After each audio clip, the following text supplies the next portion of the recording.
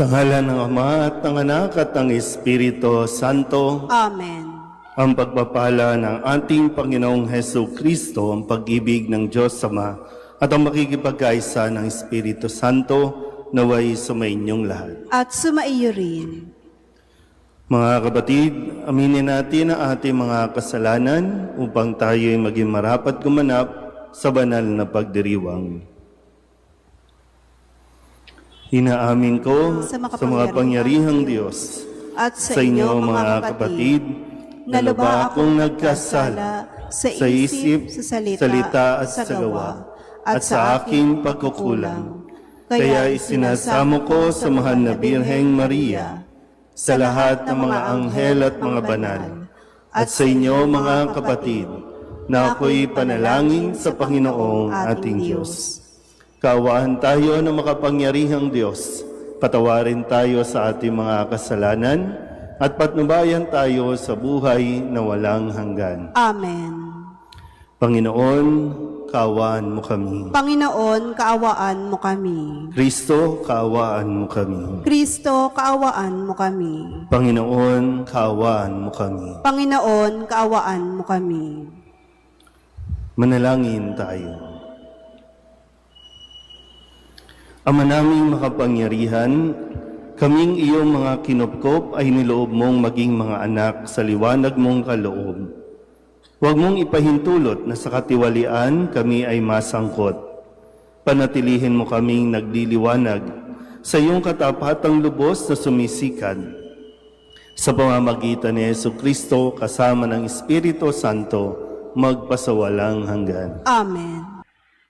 Pagbasa mula sa aklat ni Propeta Amos. Pakinggan ninyo mga taga-Israel, itong sinasabi ng Panginoon. Pinatubayan kong palabas ng Ehipto ang inyong lahi sa lahat ng bansa sa ibabaw ng lupa. Kayo lamang ang aking itinangi at inalagaan. Kaya't parurusahan ko kayo dahil sa inyong mga kasalanan. Maaari ba magsama sa paglalakbay ang dalawang tao kundi muna sila magtipan? Uungal ba ang leon sa kagubatan malibang makatagpo siya ng biktima? Aatungal ba ang batang leon sa loob ng yungib kung wala siyang nahuling anuman?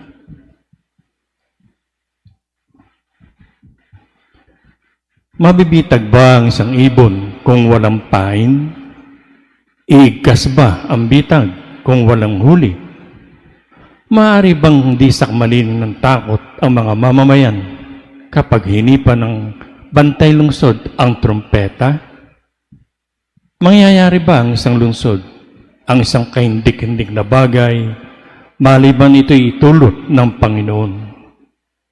Tunay na ang Panginoon ay di gumagawa ng anumang bagay na di pinababatid sa kanyang balak sa kanyang mga lingkod, ang mga propeta. Pag-ungal ng leon, maaari bang hindi ka matakot? Kapag nagsalita ang Panginoon, mapipigilan mo bang ipayag ang kanyang sinabi? Pinuksa ko ang ilan sa inyong lungsod, tulad ng aking ginawa sa Sodoma at Gomora. Kayo parang nagdiringas na kahoy na inagaw sa apoy. Ngunit ayaw pa rin kayong manumbalik sa akin. Sumbat pa ng Panginoon. Kaya, mga taga-Israel, humanda kayo sa di mapipigil na paghuhukom ng inyong Diyos. Ang salita ng Diyos. Salamat sa Diyos. Ang tugon po sa bawat saknong ng salmo, poon ako'y pangunahan, ng landas mo'y aking sundan. Ulitin po natin. Poon ako'y pangunahan, ng landas mo'y aking sundan. Ang gawang masamay, di mo kalulugdan. Ang gawaing hidway, di mo papayagan. Ang mga palalot masasamang asal, iyong itatakwil at kasusuklaman. Poon ako'y pangunahan, ng landas mo'y aking sundan. Parurusahan mo yaong mga sinungaling. pati mararahas at mga taksil. Poon ako'y pangunahan, ng landas mo'y aking sundan. Dahilan sa iyong tanging pagmamahal, ako ay dudulog sa iyong tahanan. Sasambahin kita sa templo mong banal bilang isang tanda ng aking paggalang. Poon ako'y pangunahan, ng landas mo'y aking sundan. Alleluia, Alleluia, Alleluia.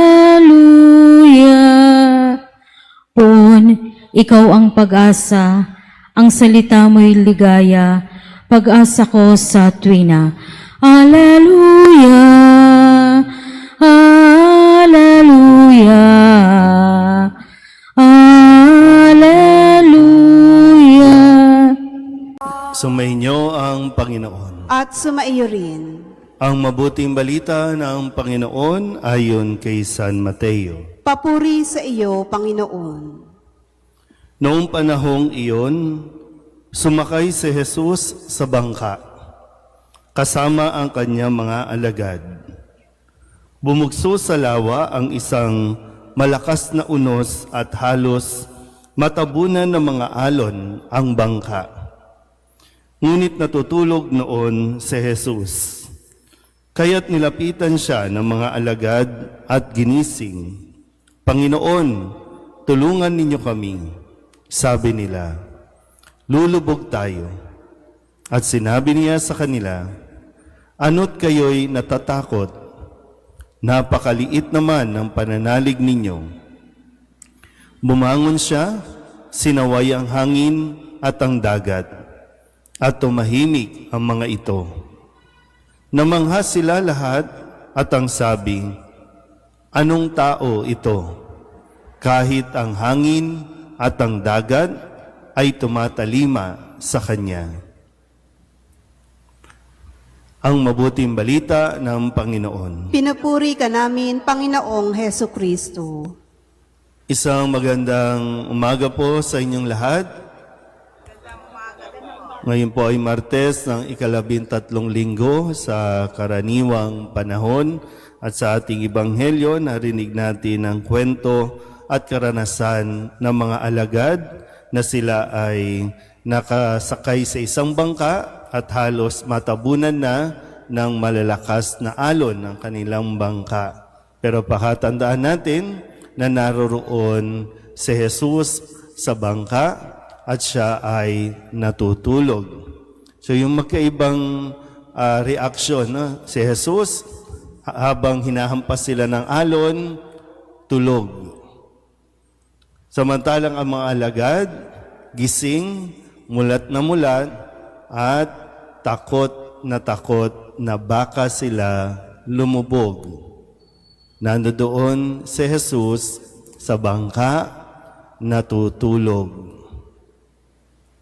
Sabi po ng ilang mga eksperto, no, sa pagpapaliwanag po ng ating Ebanghelyo, yung bangka ay sumisimbolo sa simbahan. Maaring sumisimbolo o gamitin na simbolo ng isang simbahan.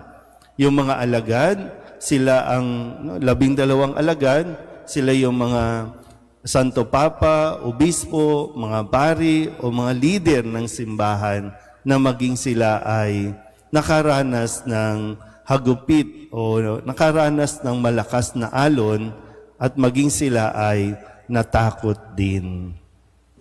So magandang mapagnilayan natin na sa ganitong pagkakataon o sa ganitong mga sitwasyon, may mga bagay kasi na talagang, kumbaga, natural thing na mangyari. Naintindihan po ba? Para bang, kasi minsan dasal tayo ng dasal, huwag kumitlat, huwag kumulog, huwag bumagyo. Di ba, no? Natural yun eh. Kapag hindi umulan, pag hindi bumagyo, paano ang lupa? Kailangan mabasa, kailangan madiligan ng mga pananim. So bakit tayo nagdadasal na huwag umulan? Kasi natatakot tayo na bumaha dahil ginagawa natin, no? Napansin niyo ba kahapon? Ang dumi ng Maynila kahapon. Bawat kanto dito, no, madaanan natin dito, tambak ng basura. Alam mo naman, tag-ulan na.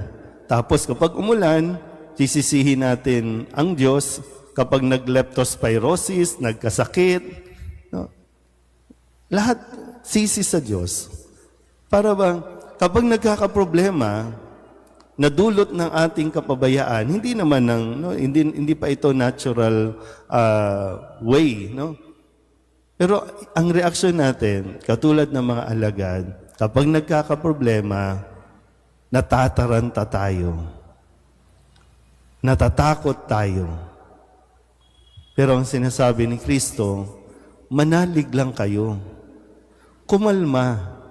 Kaya nga sabi, wala ba kayong pananalig? Bakit kayo natatakot? Minsan may mga bagay na kung may problema, the best way to do, tulugan mo. Kasi walang mangyayari, walang magagawa kung magtataranta ka, di ba?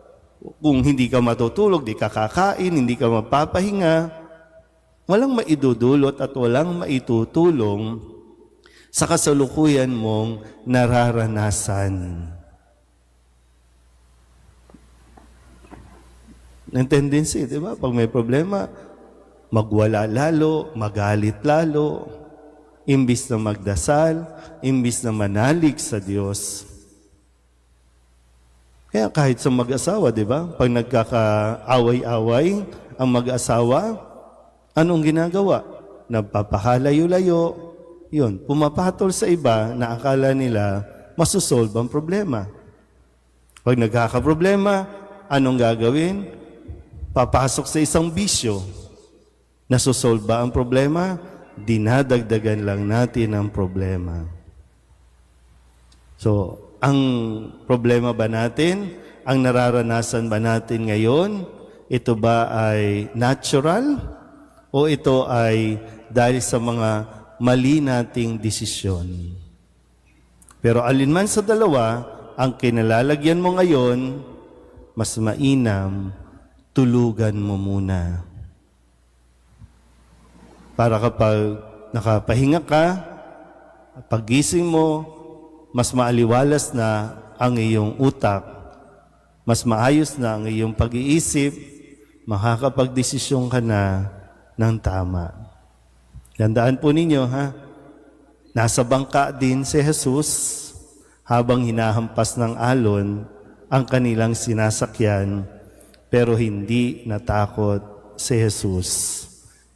Nirespeto rin niya yung galaw ng kalikasan, pero alang-alang sa kanyang mga alagad na takot, pinatigil niya ang alon, pinatigil niya itong paghampas na ito at naging kalmado na ang lahat. Kaya muli, kung mayroong may mga pinagdaraanan sa atin, mas mainam, maging kalmado tayo, dagdagan natin ang ating pananalig kay Kristo. Dahil kasama natin lagi si Kristo. Amen?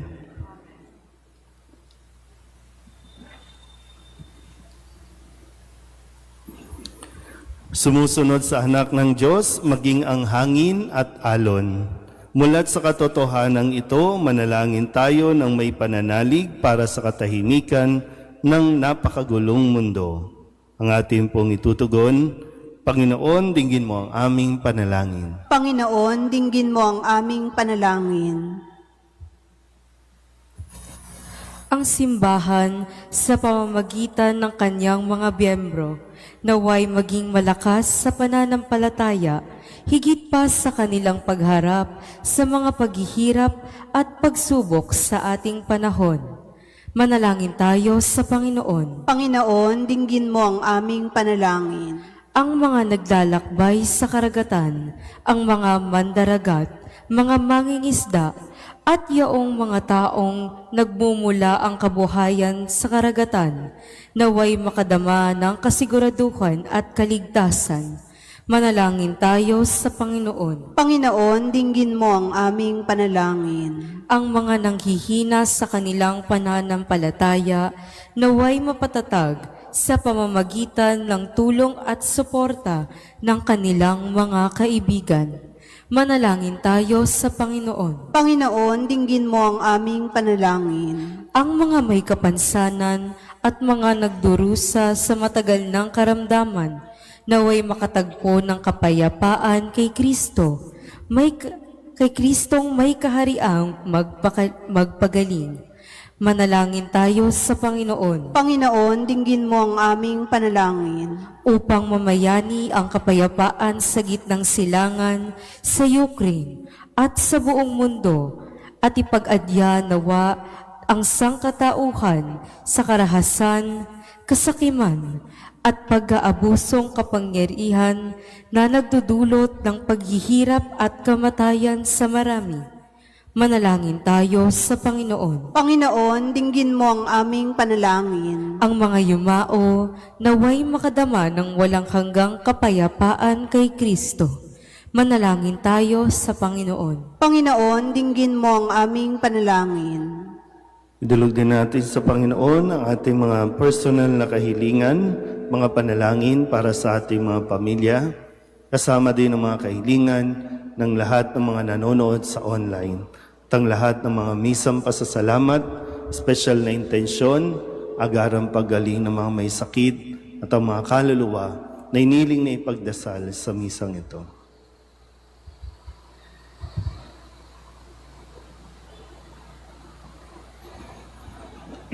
Ang lahat ng ito iniling namin sa ngalan ni Kristo ang aming Panginoon. Amen.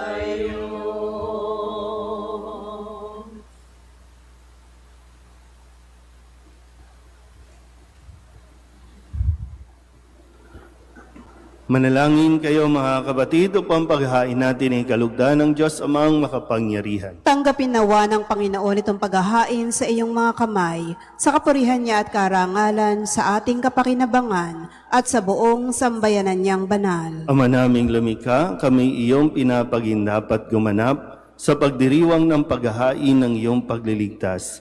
Ipagkaloob mo ang aming paglilingkod sa iyo ay gawing kalugod-lugod na mga alay na ito sa pamamagitan ni Jesucristo kasama ng Espiritu Santo magpasawalang hanggan. Amen. Sumainyo ang Panginoon. At sumaiyo rin. Itaas sa Diyos ang inyong puso at diwa. Itinaas na namin sa Panginoon. Pasalamatan natin ang Panginoong ating Diyos. Marapat na siya ay pasalamatan.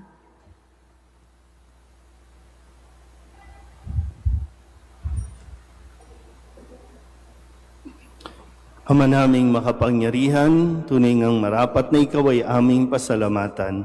Sa iyong paglingap at kagandahang loob, ang tao'y nilikha mo at pinangangasiwa sa sansinukob. Sa hangad mong siya'y iwastong lubos, siya'y pinagdusa mo sa kanyang pagtalikod. Sa iyong paggiliw, iyong pinahintulot na makabalik siya sa pamamagitan ni Kristo Jesus. Kaya kaysa ng mga anghel na nagsisiawit ng papuri sa iyo, nang walang humpay sa kalangitan, kami nagbubunyi sa iyong kadakilaan. Santo, Santo, Santo, Panginoong Diyos ng mga hukbo, napupuno ang langit at lupa ng kadakilaan mo. O sana sa kaitaasan, pinagpalang na paririto sa ngalan ng Panginoon. O sana sa kaitaasan. Ama naming banal, ikaw ang bukal ng tanang kabanalan. Kaya't sa pamamagitan ng iyong Espiritu, gawin mong banalang kaloob na ito upang para sa aming maging katawan at dugo ng aming Panginoong Heso Kristo. Bago niya pinagtiis ang kusang loob na maging handog, hinawakan niya ang tinapay, pinasalamatan kaniya, pinaghati-hati niya iyon, iniabot sa kanyang mga alagad at sinabi, "Tanggapin ninyong lahat ito at kanin, ito ang aking katawan na ihahandog para sa inyo."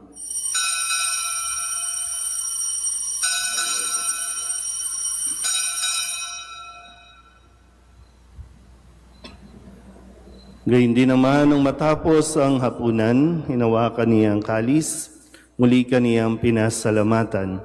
Iniabot niya ang kalis sa kanyang mga alagad at sinabi, "Tanggapin ninyong lahat ito at inumin. Ito ang kalis ng aking dugo, ng bago at walang hanggang tipan.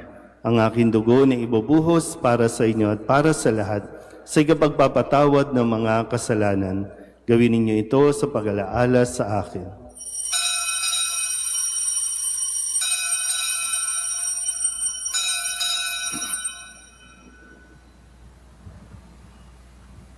Ipagbunyi natin ang misteryo ng pananampalataya. Si Kristo'y namatay, si Kristo'y nabuhay, si Kristo'y babalik sa wakas ng panahon. Ama, ginagawa namin ngayon ang pag-alaala sa pagkamatay at muling pagkabuhay ng iyong anak. Kaya tiniaalay namin sa iyo ang tinapay na nagbibigay buhay at ang kalis na nagkakaloob ng kaligtasan.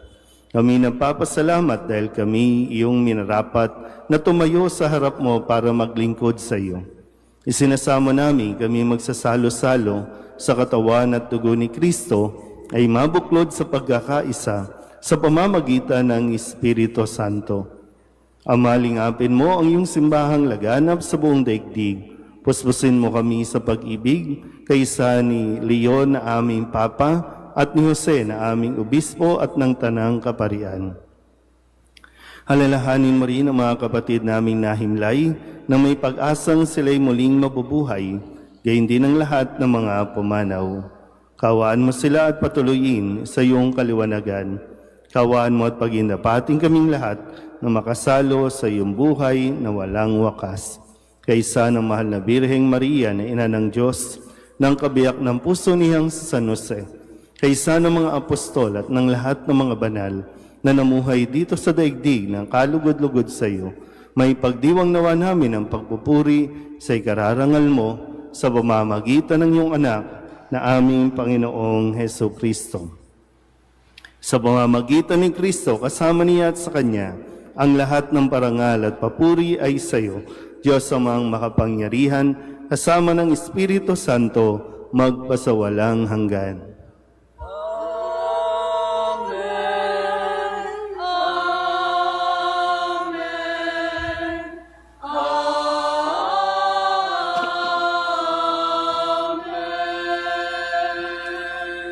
Sa tagubili ng mga nakagagaling na utos at turo ni Jesus sa Panginoon natin na Diyos, ipahayag natin ang lakas loob. Ama namin, sumasalangit ka, sambahin ang ngalan mo. Mapasa amin ang kaharian mo, sundin ang loob mo dito sa lupa para nang sa langit.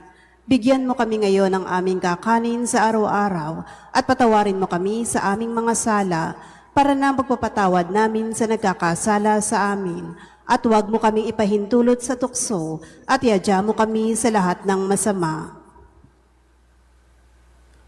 Hinihiling namin kami iadya sa lahat ng masama, pagkalooban ng kapayapaan araw-araw, iligtas sa kasalanan at ilayo sa lahat ng kapahamakan, samantalang aming pinananabikan ang dakilang araw ng pagpapahayag ng tagapagligtas naming si Heso Kristo. Sapagkat iyo ang kaharian at ang kapangyarihan at ang kapurihan magpakailanman. Amen. Panginoong Heso Kristo, sinabi mo sa iyong mga apostol, kapayapaan ang iniiwan ko sa inyo, ang aking kapayapaan ang binibigay ko sa inyo. Tunghayan mo ang aming pananampalataya at huwag ang aming mga pagkakasala. Pagkalooban mo kami ng kapayapaan at pagkakaisa ayon sa iyong kalooban, kasama ng Espiritu Santo, magpasawalang hanggan. Amen. Ang kapayapaan ng Panginoon ay laging sumainyo. At sumaiyo rin. Magbigayan po tayo ng kapayapaan sa isa't isa. Kordero ng Diyos na nag-aalis ng mga kasalanan sa libutan, maawa ka sa amin. Kordero ng Diyos na nag-aalis ng mga kasalanan sa libutan, maawa ka sa amin. Kordero ng Diyos na nag-aalis ng mga kasalanan sa libutan, ipagkaloob mo sa amin ang kapayapaan. Ito ang kordero ng Diyos. Ito ang nag-aalis ng kasalanan ng sanlibutan. Mapalad ang mga inaanyayahan sa kanyang piging. Panginoon, hindi ako karapat-dapat na magpatuloy sa iyo, ngunit sa isang salita mo lamang ay gagaling na ako.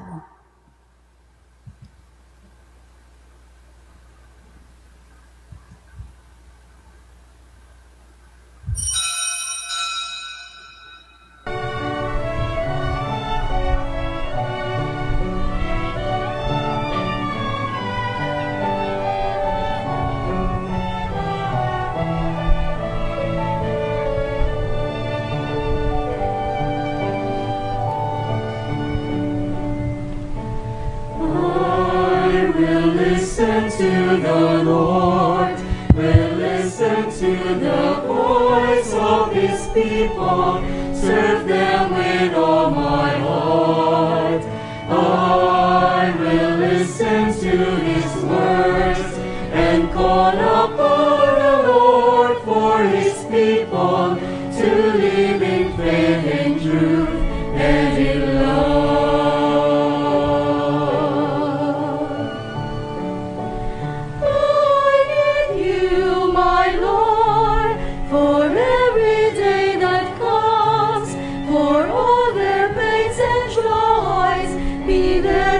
Understand, they may seek you, my Lord, and reach into your hands.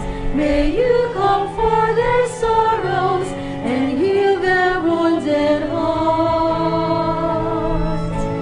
I will listen to the Lord, will listen to the voice of His people, serve them with all my heart.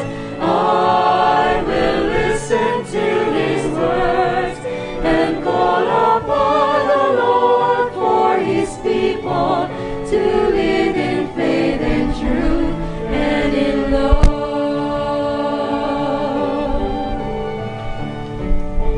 I will in you, my Lord, show them your truth and love. When darkness overtakes them, your light shines from above.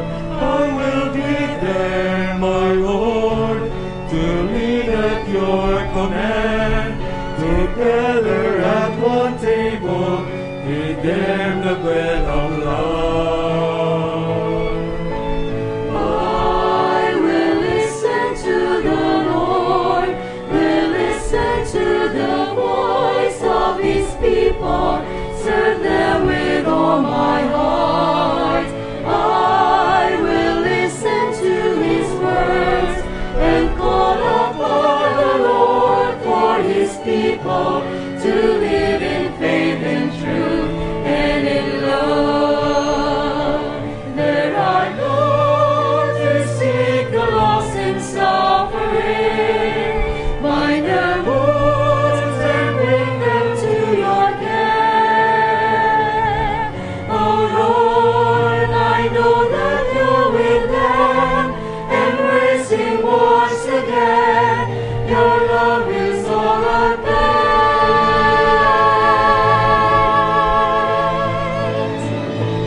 I will listen to the Lord, will listen to the voice of His people, serve them with all my heart.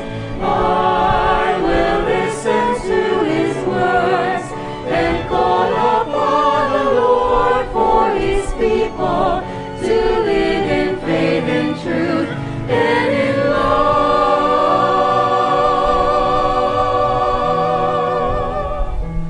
I will listen to the Lord and call upon the Lord for His people to live in faith and truth. Tumayo na po ang lahat.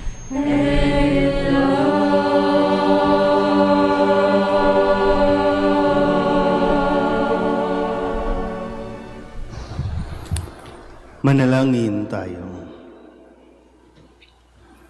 Ama naming mapagmahal, buhayin nawa kami ng aming inihain at pinagsaluhan upang kaming pinagbuklod sa pag-ibig mo kailanman ay magkaroon ng bungang lagi naming maiaalay sa pamamagitan ni Jesucristo kasama ng Espiritu Santo magpasawalang hanggan. Amen. Sumainyo ang Panginoon. At sumaiyo rin. At pagpalain kayo ng makapangyarihang Diyos, Ama at Anak, at Espiritu Santo. Amen. Tapos ang banal na misa, humayo tayo sa kapayapaan ni Kristo. Salamat sa Diyos. Magandang umaga po.